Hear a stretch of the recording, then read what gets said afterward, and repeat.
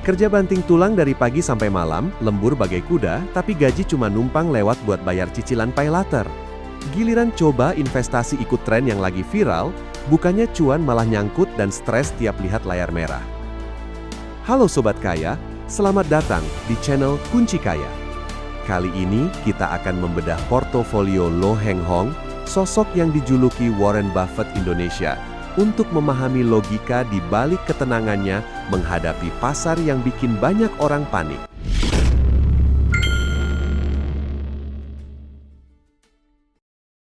Lihat ironi kelas menengah hari ini. Siang kerja dikejar target, malam mantengin grafik saham atau kripto tiap 5 menit di sela rapat, berharap kaya mendadak. Hustle culture dipuja, FOMO jadi agama baru. Bukannya merdeka finansial, yang datang justru asam lambung naik dan dompet makin tipis karena salah langkah yang terburu-buru. Di sisi lain ada Lo Heng Hong, penampilannya sederhana, kerjanya sering terlihat cuma duduk santai di teras rumah, baca laporan keuangan, lalu tidur siang, tidak flexing, tidak pamer gaya hidup sultan. Namun kekayaannya mencapai triliunan rupiah, murni dari bursa saham. Kontras ini bikin banyak orang bertanya, sebenarnya apa yang dia lakukan berbeda dari kita? Yang menarik, ia bukan lulusan luar negeri dengan gelar keuangan segudang.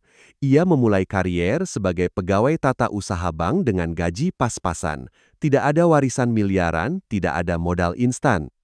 Titik startnya sangat relevan dengan kebanyakan dari kita, artinya jalannya bukan dongeng, melainkan sesuatu yang bisa dipelajari dan ditiru logikanya. Banyak orang masuk pasar modal seperti ojek online yang ngebut ugal-ugalan tanpa rem demi mengejar bonus harian. Trading tanpa ilmu, ikut grup pom-pom, berharap jackpot cepat. Hasilnya sering berakhir di bengkel, modal habis, mental remuk, investasi bodong, dan spekulasi liar hanya mempercepat kecelakaan finansial, bukan mempercepat sampai tujuan. Di video ini kita tidak akan sekadar membahas saham apa yang dibeli hari ini, mencontek kode emiten tanpa tahu alasannya itu berbahaya. Fokus kita adalah membongkar cara otaknya bekerja sebelum memutuskan membeli sebuah aset. Karena yang membuatnya kaya bukan nama sahamnya, melainkan proses berpikirnya yang disiplin dan konsisten. Strategi yang akan kita bahas ini lambat, membosankan, dan tidak menjanjikan bisa beli mobil mewah dalam sebulan. Tidak ada cerita cuan kilat seminggu. Namun secara logis dan matematis, pendekatan ini justru paling masuk akal untuk membangun kebebasan finansial sejati yang tahan badai, bukan kekayaan semu yang mudah runtuh. Sekarang saatnya riset pikiran. Buang mentalitas penjudi pasar malam yang berharap untung dari keberuntungan semata. Siapkan diri untuk menyerap ilmu daging tentang logika uang yang sederhana, tapi mematikan untuk mengusir kemiskinan. Kalau kamu siap meninggalkan ilusi cepat kaya dan memilih jalur waras, mari kita mulai perjalanan ini bersama. Kesalahan paling fatal saat orang masuk ke pasar modal adalah memperlakukannya seperti arena judi tebak angka. Grafik naik turun dianggap seperti mesin slot yang harus ditebak arahnya. Padahal saham bukan kupon undian, melainkan bukti kepemilikan atas bisnis nyata yang punya karyawan, punya produk, dan benar-benar berjualan setiap hari. Cara pandang ini yang membedakan juragan dengan penjudi. Bayangkan kamu patungan dengan teman untuk membeli warung Padang yang selalu ramai pembeli. Setiap hari orang antre beli rendang dan ayam pop, lalu di akhir bulan keuntungan dibagi sesuai porsi modal. Membeli saham logikanya sama, kamu membeli sebagian kecil dari warung besar bernama perusahaan, lalu berhak atas bagian labanya tanpa harus ikut berdiri di dapur. Inilah inti dari value investing atau investasi nilai. Sederhananya, kita mencari barang yang nilai wajarnya Rp100.000, tapi sedang dijual di pasar hanya Rp30.000 karena penjualnya panik. Bukan mencari barang yang lagi hype dan harganya sudah melambung setinggi langit, melainkan yang diam-diam berkualitas namun sedang diobral. Kenapa bisa ada perusahaan bagus dijual murah? Karena pasar digerakkan emosi manusia. Sedikit saja muncul berita negatif, isu resesi, atau rumor tak jelas, banyak orang panik membuang sahamnya tanpa berpikir panjang. Harga jatuh bukan karena bisnisnya rusak, tapi karena ketakutan massal yang menekan tombol jual bersamaan. Bayangkan tetangga punya kos-kosan 10 kamar yang selalu penuh penyewa. Arus kasnya lancar tiap bulan. Tapi, karena dia kepepet bayar utang jangka pendek, ia rela menjual properti itu seharga rumah petak. Orang yang paham nilai akan melihat ini sebagai kesempatan emas. Itulah tipe peluang yang diburu Lo Heng Hong. Menjadi investor tidur bukan berarti malas dan tidak belajar. Justru sebaliknya, ini metafora dari kedisiplinan tinggi. Setelah riset selesai dan bisnis terbukti sehat, kita membiarkan waktu bekerja. Uang dibiarkan mencetak anak cucu, sementara kita tidak perlu panik setiap ada fluktuasi kecil di layar aplikasi. Fokus utamanya bukan pada harga yang bergerak tiap detik, melainkan pada kinerja nyata perusahaan. Apakah bulan ini penjualannya masih jalan? Apakah laba bersihnya tetap tumbuh? Apakah manajemennya tetap jujur? Selama fondasinya kokoh, gejolak harga jangka pendek hanyalah noise yang tidak perlu ditanggapi berlebihan. Logika kekayaan di bursa sebenarnya sederhana. Uang berpindah secara perlahan dari kantong orang yang tidak sabaran ke kantong orang yang sabar dan konsisten. Mereka yang tahan menunggu hasil bisnis berkembang akan menuai buahnya. Jadi pilihannya jelas, mau jadi pemain undian yang tegang tiap hari atau juragan warung yang tenang menikmati bagi hasil. Ada satu kutipan legendaris dari Lo Heng Hong yang terus diingat banyak investor, membeli Mercy di harga Bajaj. Kalimat ini bukan sekadar slogan keren, tapi prinsip kerja yang sangat teknis. Artinya, kita harus mampu membedakan mana bisnis kelas premium dengan fundamental kuat, namun sedang dihargai murah oleh pasar karena sentimen sesaat. Tantangannya, di etalase bursa ada ratusan saham, tidak semuanya Mercy, banyak juga rongsokan yang dipoles agar terlihat mewah. Syarat pertama yang selalu ia tekankan adalah manajemen yang jujur dan punya tata kelola baik. Good corporate governance bukan istilah kosong. Sehebat apapun prospek bisnisnya, kalau direkturnya bermental maling, pemegang saham retail hanya akan jadi korban. Uang bisa bocor lewat transaksi tidak wajar, laporan dimanipulasi, atau keputusan sembrono yang menguntungkan orang dalam. Ibarat kamu menitipkan modal ke toko kelontong, kamu pasti memilih kasir yang rekam jejaknya bersih. Kalau sudah ketahuan sering mengurangi uang kembalian atau menyembunyikan stok barang, seberapa ramai pun tokonya, kamu tidak akan tenang menitipkan uang di sana. Prinsip ini sama persis saat memilih perusahaan di bursa. Syarat kedua, bisnisnya harus terbukti mencetak laba bersih secara konsisten, bukan sekadar cerita pertumbuhan pengguna atau janji ekspansi kemana-mana. LKH sangat alergi pada perusahaan yang jago presentasi tapi rugi terus bertahun-tahun. Laba adalah bukti bahwa model bisnisnya benar-benar bekerja dan menghasilkan uang tunai nyata. Syarat ketiga, hindari perusahaan yang hobinya gali lubang, tutup lubang. Utang boleh saja, tapi harus wajar dibandingkan aset dan kemampuan bayar. Perusahaan dengan beban utang berlebihan sangat rentan saat krisis datang. Begitu pendapatan turun sedikit saja, bunga pinjaman bisa langsung mencekik leher. Bayangkan tetangga yang tiap bulan pamer mobil baru dan liburan mewah, tapi rumahnya sering didatangi debt collector. Dari luar terlihat kaya, tapi fondasinya rapuh. Banyak perusahaan di bursa seperti itu terlihat agresif dan ekspansif, namun sebenarnya hidup dari tumpukan utang yang berisiko tinggi. Lalu bagaimana menilai murah atau mahal? Gunakan logika sederhana. Jangan mau membayar harga gerobak martabak setara ruko 3 lantai. Bandingkan harga saham dengan nilai aset, laba, dan arus kasnya. Kalau bisnisnya solid tapi dihargai di bawah nilai wajarnya, disitulah peluang Mercy harga Bajaj mulai terlihat. Semua ini menuntut satu hal yang sering dihindari banyak orang, mau membaca laporan tahunan dan laporan keuangan. Tidak cukup percaya bisikan grup chat atau rekomendasi influencer.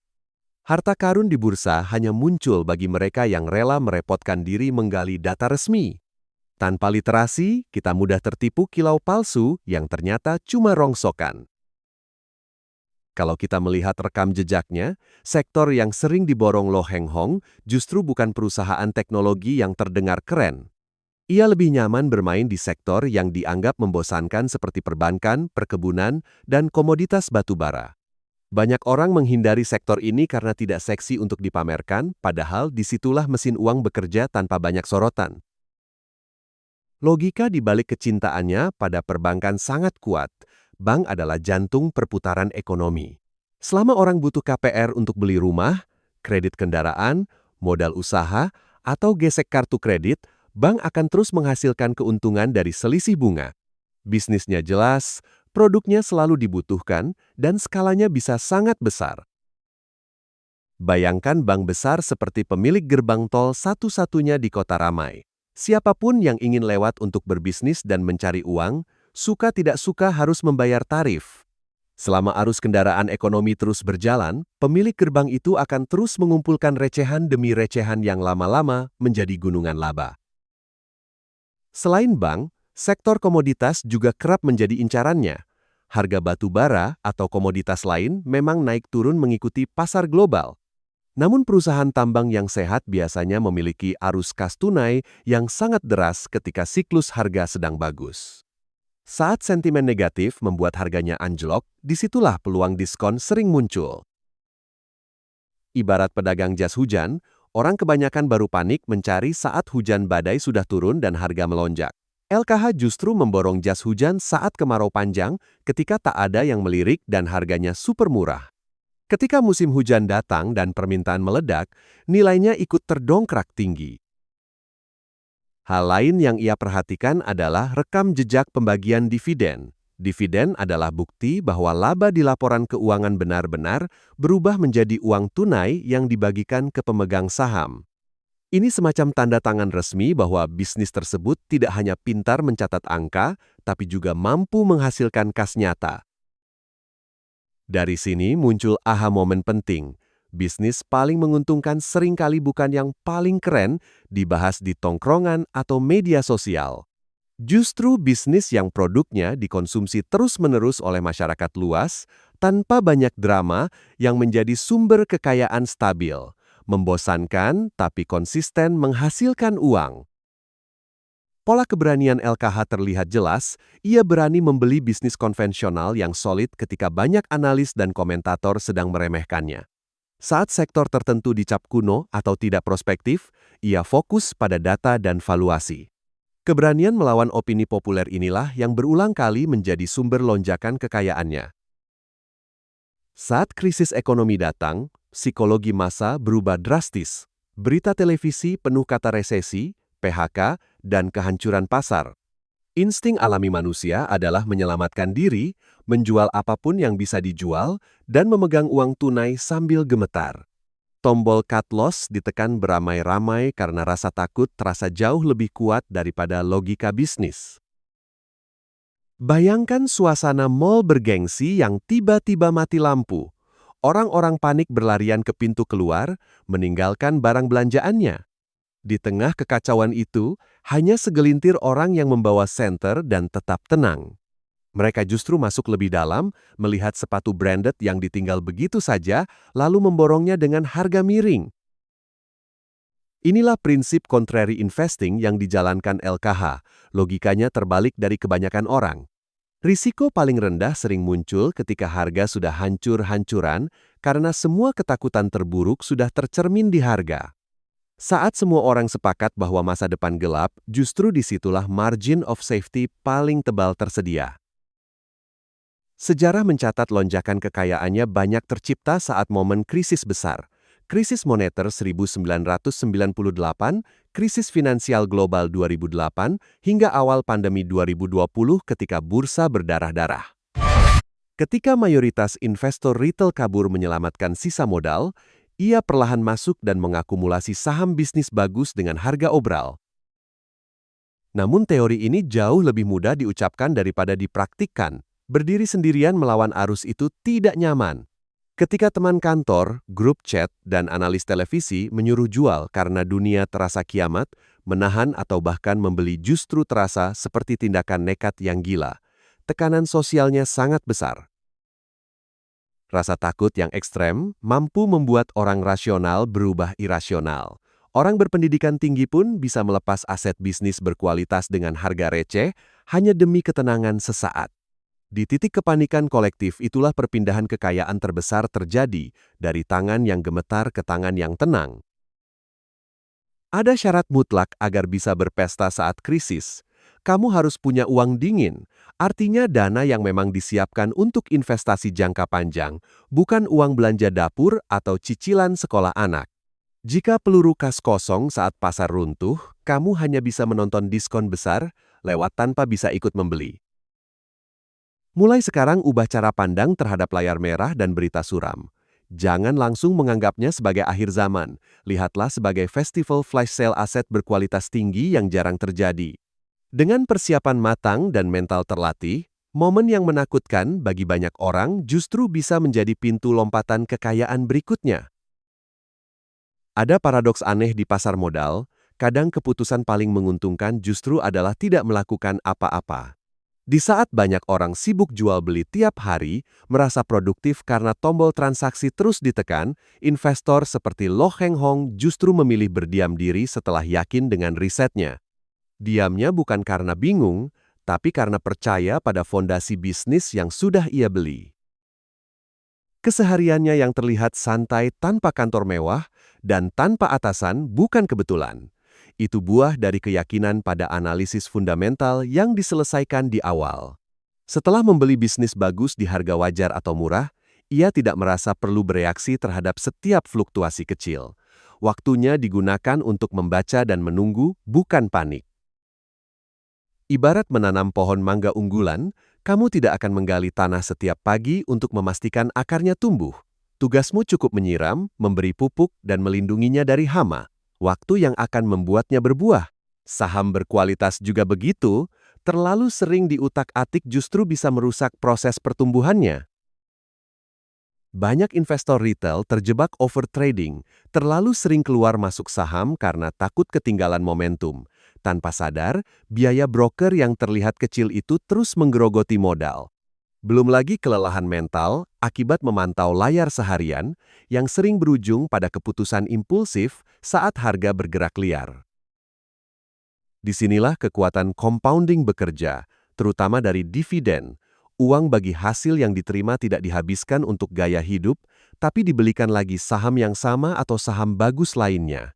Lama-kelamaan tercipta efek bola salju, kecil di awal, namun membesar drastis seiring waktu karena keuntungan terus menghasilkan keuntungan baru. Menahan saham bertahun-tahun bukan perkara mudah. Ketika harga stagnan 3 tahun sementara aset lain terlihat melesat ratusan persen, godaan untuk pindah haluan sangat besar. Dibutuhkan otot kesabaran baja untuk tetap fokus pada kinerja bisnis, bukan pada sensasi jangka pendek yang menggoda mata.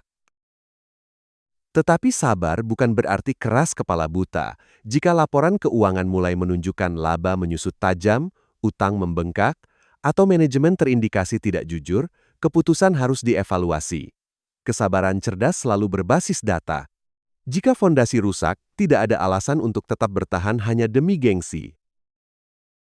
Tujuan akhir dari strategi ini bukan sekadar angka miliaran di layar. Definisi kaya sejati adalah kebebasan waktu dan ketenangan mental. Tidak lagi tergantung pada bos, tidak tertekan oleh utang, dan bisa memilih bagaimana menjalani hari. Berdiam diri dengan sabar di aset produktif adalah salah satu jalan paling sunyi menuju kebebasan itu. Jebakan pertama yang paling sering memakan korban adalah mencontek buta portofolio Loh Heng Hong dari berita hari ini. Orang melihat nama saham yang ia pegang, lalu langsung ikut membeli tanpa tahu kapan ia masuk dan di harga berapa. Padahal bisa jadi ia membelinya 5 atau 10 tahun lalu saat harganya sangat murah, sedangkan kita masuk ketika valuasinya sudah mahal. Meniru tanpa memahami alasan itu ibarat mencontek jawaban teman saat ujian. Kamu menyalin angka yang sama persis, tapi tidak tahu cara menghitungnya. Begitu soal sedikit berbeda, kamu langsung kebingungan. Di pasar saham, perbedaan waktu beli dan harga masuk bisa menentukan untung besar atau boncos panjang. Jebakan kedua adalah menggunakan uang panas untuk investasi. Uang belanja bulanan, dana sekolah anak, bahkan pinjaman online dipaksa masuk ke saham demi mengejar cuan cepat. Harapannya untung dalam hitungan minggu, padahal pasar tidak pernah menjanjikan timeline pasti untuk naik. Konsekuensinya sangat jelas. Strategi tidur nyenyak ala LKH akan hancur jika setiap akhir bulan kamu harus membayar cicilan dan bunga. Begitu harga saham turun sedikit, panik langsung melanda karena kebutuhan hidup tidak bisa menunggu. Akhirnya saham bagus pun dijual rugi hanya demi menutup kewajiban jangka pendek. Jebakan ketiga adalah ingin hasil triliunan tapi malas membaca. Laporan tahunan dianggap membosankan, rasio keuangan terasa rumit. Padahal tanpa memahami bisnisnya, mustahil kita bisa membedakan mana Mercy dan mana Bajaj. Mengandalkan ringkasan influencer saja sama seperti membeli mobil hanya karena warnanya bagus tanpa pernah mengecek mesinnya. Jebakan keempat adalah diversifikasi yang berlebihan. Karena takut rugi, uang UMR dipecah ke puluhan saham berbeda. Portofolio jadi seperti etalase toko kelontong yang berantakan, sulit dipantau satu persatu. Alih-alih aman, justru kita tidak benar-benar mengenal satu pun bisnis yang dimiliki. Ibarat memelihara hewan, lebih masuk akal merawat 3 anjing penjaga unggulan dengan perhatian penuh daripada memelihara 50 kucing jalanan yang kurus dan tidak jelas fungsinya. Fokus membuat kita bisa memahami karakter setiap aset, bukan sekadar menumpuk nama di daftar portofolio. Realitanya, perjalanan menuju kekayaan seperti LKH butuh puluhan tahun, penuh trial and error, dan ditempa krisis berkali-kali. Ini adalah lari maraton sejauh 42 km, bukan sprint 100 meter. Siapa yang ingin hasil instan biasanya gugur di kilometer awal, sementara yang konsisten melangkah pelan justru sampai di garis finish. Langkah pertama dimulai dari hal paling membosankan, tapi paling krusial, bereskan dompet sendiri. Lunasi utang pay later, kurangi nongkrong FOMO yang tidak perlu, dan paksa diri menabung di awal bulan, bukan dari sisa akhir bulan. Kumpulkan uang dingin sebagai peluru investasi. Tanpa fondasi cash flow yang sehat, strategi sehebat apapun hanya akan jadi teori di kepala. Bayangkan festival diskon besar sedang berlangsung, barang incaranmu didiskon gila-gilaan, tapi saldo rekening kosong, rasanya menyakitkan hanya bisa menonton orang lain memborong. Begitu juga di pasar saham, peluang emas sering muncul tiba-tiba dan hanya mereka yang punya cadangan dana yang bisa memanfaatkannya. Langkah kedua, ubah pola konsumsi digital. Kurangi waktu scroll konten receh dan mulai alihkan energi untuk belajar membaca laporan laba rugi sederhana. Mulailah dari perusahaan yang produknya kamu pakai setiap hari. Dengan begitu, proses belajar terasa relevan dan tidak terlalu rumit, karena kamu sudah mengenal bisnisnya dari sisi konsumen. Langkah ketiga, terapkan dollar cost averaging secara bijak. Tidak perlu menunggu punya modal besar. Sisihkan sebagian gaji secara rutin untuk mencicil saham berkualitas yang harganya masuk akal. Anggap ini sebagai tagihan masa depan yang wajib dibayar, sama seperti listrik dan internet, karena ini menyangkut kebebasan finansialmu kelak. Langkah keempat, latih otot kesabaran secara sadar. Setelah membeli saham hasil analisa, jangan biarkan jari gatal membuka aplikasi tiap jam.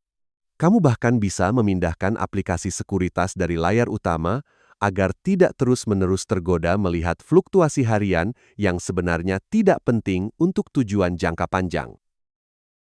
Langkah kelima, lakukan detoks informasi finansial. Hentikan kebiasaan mengikuti pom-pom saham dari influencer berbayar yang sering kali mencari keuntungan pribadi. Fokus pada data resmi dan logika bisnis. Keputusan investasi yang matang lahir dari riset, bukan dari euforia komentar di media sosial. Kelola ekspektasi agar tetap waras. Proses menjadi kaya secara rasional itu tidak glamor dan jarang bisa dipamerkan. Tidak ada cerita instastory cuan harian yang spektakuler. Justru kebosanan, konsistensi, dan disiplin yang menjadi teman setia dalam perjalanan panjang membangun aset produktif. Ingat, kekayaan bukan pesugihan atau lotre. Ia adalah hasil matematis dari menukar uang lelah dengan kepemilikan bisnis yang terus bekerja. Jika kamu siap menempuh jalur sunyi ini, terus asah logika dan mentalmu. Jangan lupa like, komen, dan subscribe agar kita bisa terus memoles cara berpikir kaya bersama. Sampai jumpa Sobat Kaya.